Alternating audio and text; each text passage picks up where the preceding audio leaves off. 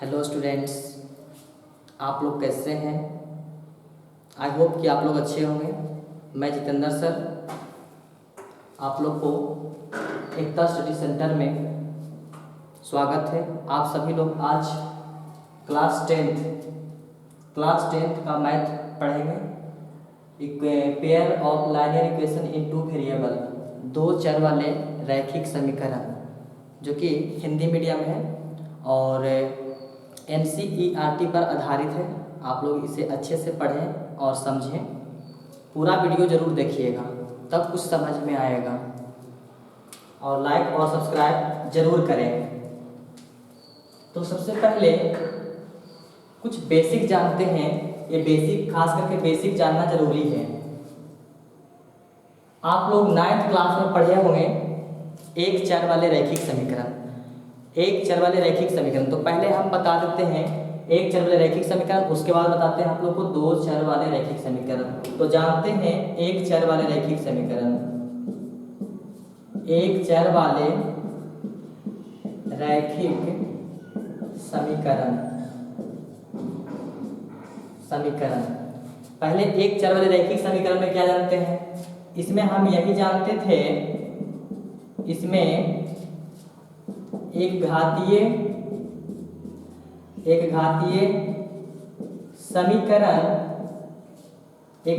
समीकरण का व्यापक रूप ax प्लस b बराबर 0 होता है। यानी कहने का मतलब, जब इसको सोल्यूशन करिएगा ax प्लस b को, तो ये जो है शून्य के बराबर होना चाहिए। अगर शून्य के बराबर हो जाता है तो एक चर वाले रैखिक समीकरण कहलाता है। इस पे एग्जाम्पल हम कुछ लेते हैं। जैसे देखिए, एग्जाम्पल में लेते हैं आपको x 2x प्लस 7 या -7 है ना। -7 भी ले सकते हैं, +7 भी ले सकते हैं, कुछ भी ले सकते हैं, बराबर 0। तो x, अब देखना है कि x का वैल्यू हम क्या रखें कि 0 के बराबर हो जाए, है ना, 0 के बराबर हो जाए। तो अगर हम -7/2 रखते हैं, है ना, तो यहाँ पे क्या आपको हो जाएगा। अब इसको सोल्यूशन करते हैं। ये दिया रहेगा आपको उसमें, और ये भी दिया रहेगा। बस देखना है, क्वेश्चन में कहेगा कि एक चर वाले रैखिक समीकरण या एक चर वाले रैखिक समीकरण है या नहीं है, इसका हल होगा कि नहीं होगा, हल पूछेगा। अगर शून्य के बराबर होता है तो इसका हल होगा, अगर शून्य के बराबर नहीं होगा तो इसका हल नहीं होगा। तो देखते हैं, x का वैल्यू दिया हुआ है, आप 2x प्लस 7 बराबर 2 इंटू x का वैल्यू रख लीजिए -7/2 प्लस 7, 2 आपको कट गया, -7 प्लस 7 क्या आएगा आपको? 0 आएगा। तो कह सकते हैं हल होगा। तो बस यही याद रखना है कि अगर शून्य के बराबर होगा तो हल होगा, अगर शून्य के बराबर नहीं आएगा तो हल नहीं होगा। इतना याद रखना होगा। अब चलते हैं हम दो चर वाले रैखिक समीकरण में। तो दो चर वाले रैखिक समीकरण आपका है, ये था, आप पिछले कक्षा में पढ़े होंगे एक चर वाले रैखिक समीकरण। क्लास 10th में आपको पढ़ना है दो चर वाले रैखिक समीकरण। तो इससे कुछ तथ्य बताते हैं आप लोग को कि दो चर वाले रैखिक समीकरण क्या है। देखिए, दो चर वाले रैखिक समीकरण क्या है बताते हैं। दो चर वाले रैखिक समीकरण, इसमें एक घातीय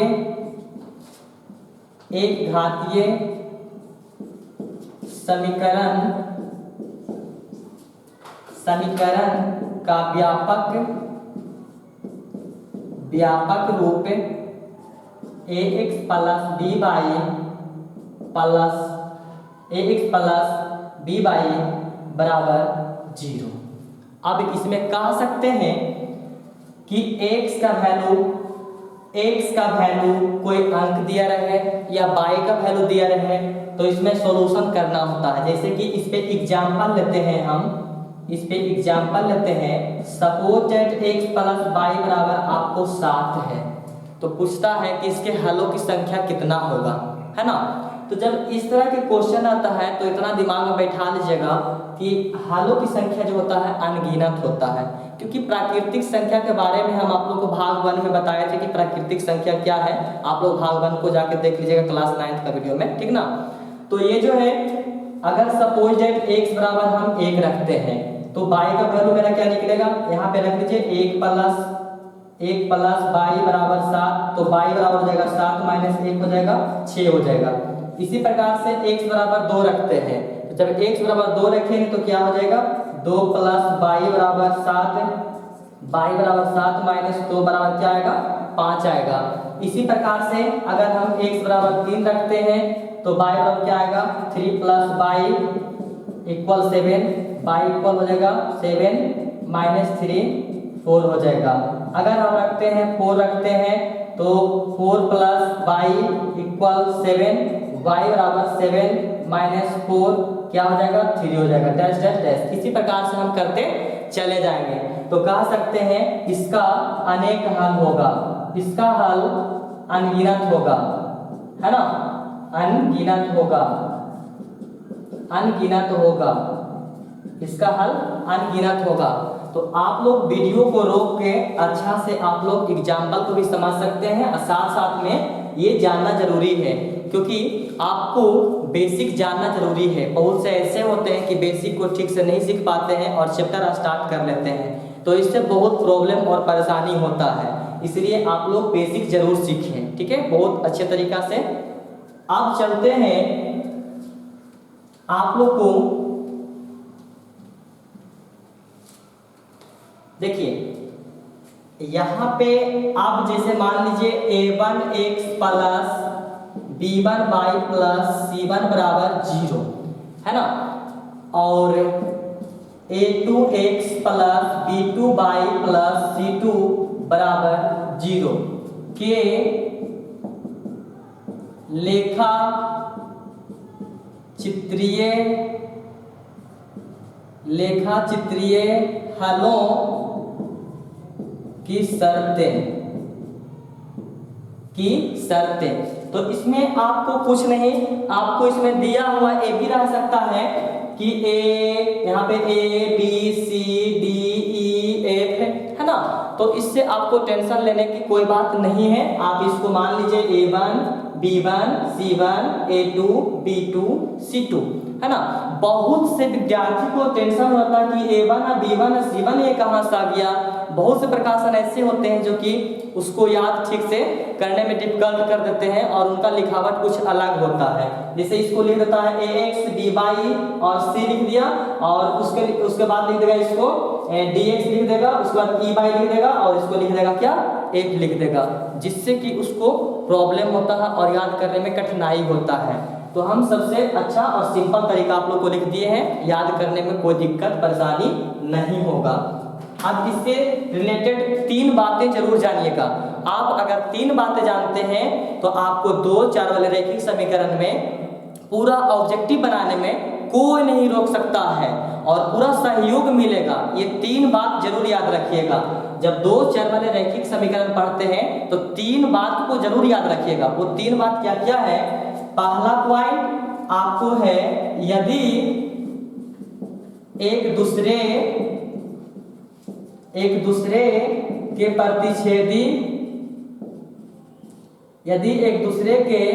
प्रतिच्छेदी है तो वह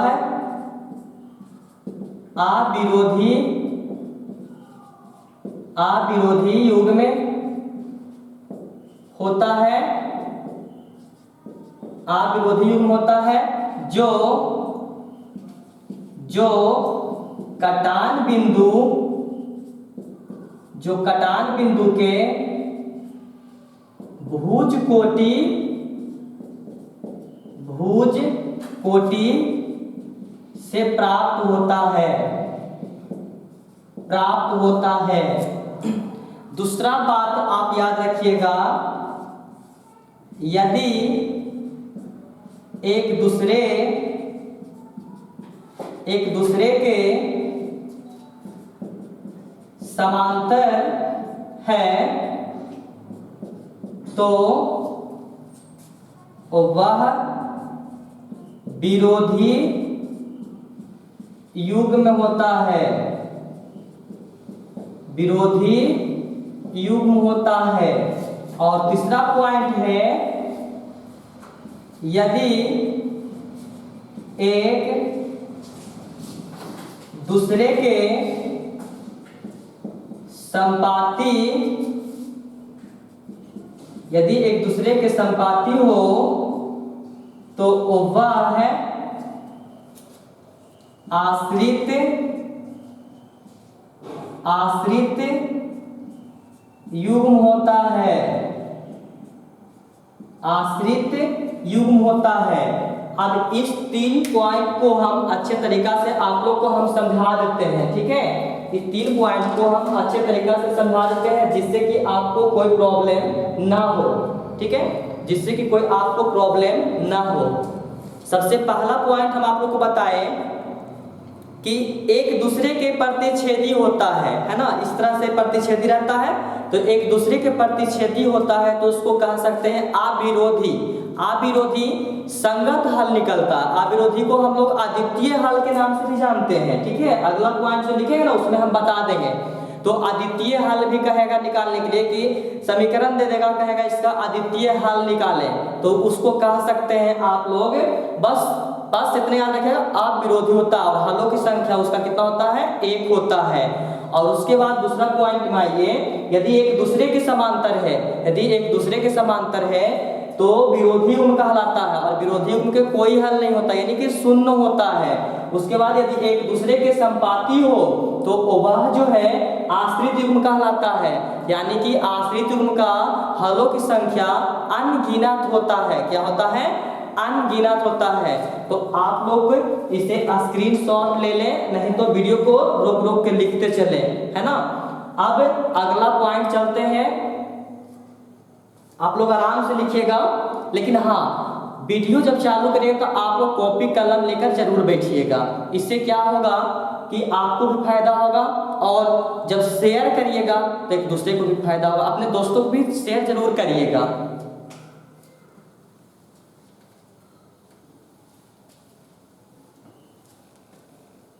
देखिए, जब अगर आपको a1x plus b1y plus c1 बराबर 0, a2x plus b2y plus c2 बराबर 0 के लेखा चित्रीय हलों की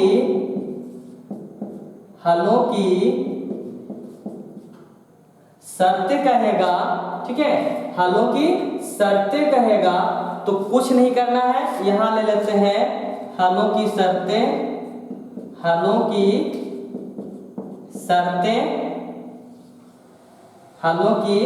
शर्तें, और उसके बाद यहां ले लेते हैं हलों की संख्या, हलों की संख्या, और यहां युग्म का नाम, युग्म का नाम। तो पहला देखिएगा, यहां सीखिएगा अच्छा तरीका से, ये हलों है ना। a1 है पहला, यहां पे देखिएगा a1 बटा a2 इधर से ले लिए, अब नॉट इक्वल b1 इधर से ले लिए और इधर से क्या लेंगे b2। जब ये एक दूसरे के बराबर नहीं होता है तो इसको हलों की संख्या कह सकते हैं, एक और केवल एक हल होगा, एक हल होगा, ठीक है।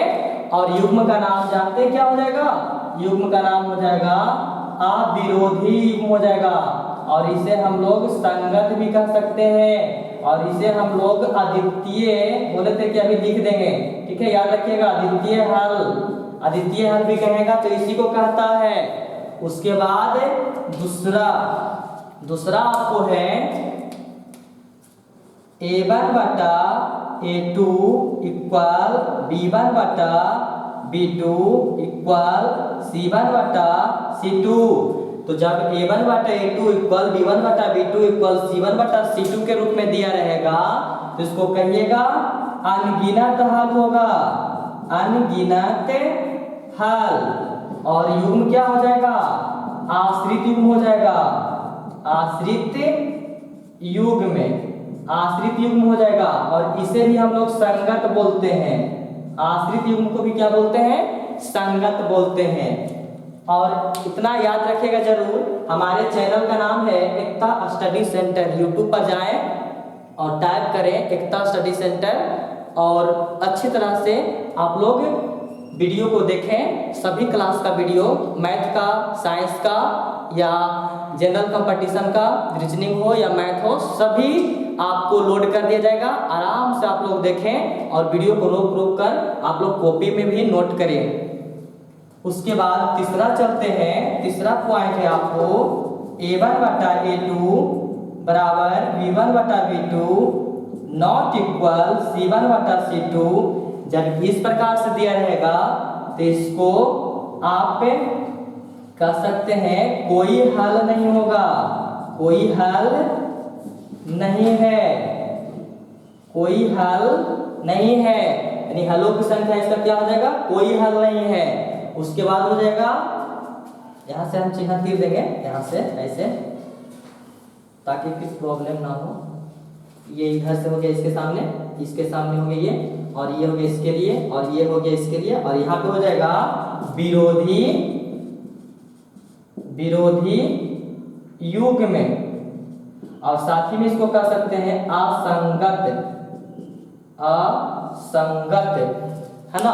तो याद रखिएगा आपको लेखा चित्र अगर a1x plus b1y plus c1 बराबर 0, a2x plus b2y plus c2 बराबर 0 के रूप में दिया रहेगा तो a1 बटा a2 नॉट इक्वल b1 बटा b2, a1 बटा a2 नॉट इक्वल b1 बटा b2। इसका कहेगा हलों की संख्या क्या होगा? तो इसको हलों की संख्या एक और केवल एक होता है, और यह क्या कहलाता है? अविरोधी कहलाता है। और दूसरा नाम से हम लोग अद्वितीय हल के नाम से जानते हैं। कौन हल के नाम से जानते हैं? अद्वितीय हल के नाम से जानते हैं, और इसे संगत भी कहते हैं, संगत हल, है ना। दूसरा पॉइंट आपको है कि a1 बटा a2 बराबर b1 बटा b2 बराबर c1 बटा c2 रहेगा तो यह अनगिनत, इसका हलों की संख्या अनगिनत होता है और आश्रित युग्म कहलाता है, आश्रित युग्म संगत होता है। उसके बाद a1 बटा a2 बराबर b1 बटा b2 नॉट इक्वल c1 बटा c2, है ना। तो इसका कोई हल नहीं होता है और यह जो है विरोधी युग्म कहलाता है, और यानी असंगत भी इसको कह सकते हैं। आप लोग हमारे वीडियो को अच्छे से देखें और शेयर जरूर करें अपने दोस्तों के बीच में, और हमें लाइक जरूर करें और सब्सक्राइब जरूर करें। आज के लिए आप लोग को इतना ही।